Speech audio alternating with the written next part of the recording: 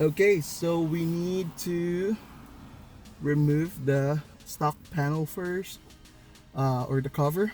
So we need to remove this trim and that. So with this one, you can just simply pull this one out and then pull out like that. And with this one, just push it down and you're all set.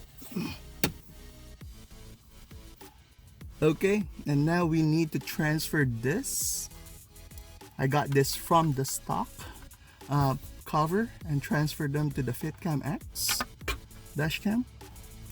Alright, and with this, we're just gonna slide this one out. And before we do that, we need to disconnect the TSS sensor and put the piggyback harness. Okay, so we just need to unplug the TSS sensor in here. Then we're gonna use our piggyback harness. Put that in here.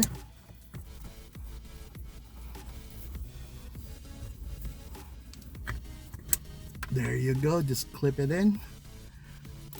And now we're just gonna connect this to the actual dash cam. And let's fit them all together now. There you go. There you go. Whew. All right, so now we just need to connect this.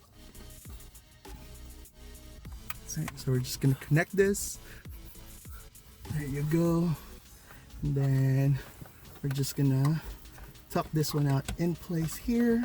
We're gonna put the cover back in. We're gonna download the software and that's it.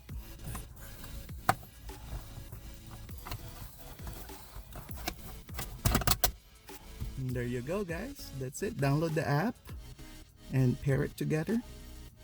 And now let's test it. Okay, once you turn it on, you'll see some lights blinking in here. Yes. And just pair it on the phone. And this one looks OEM.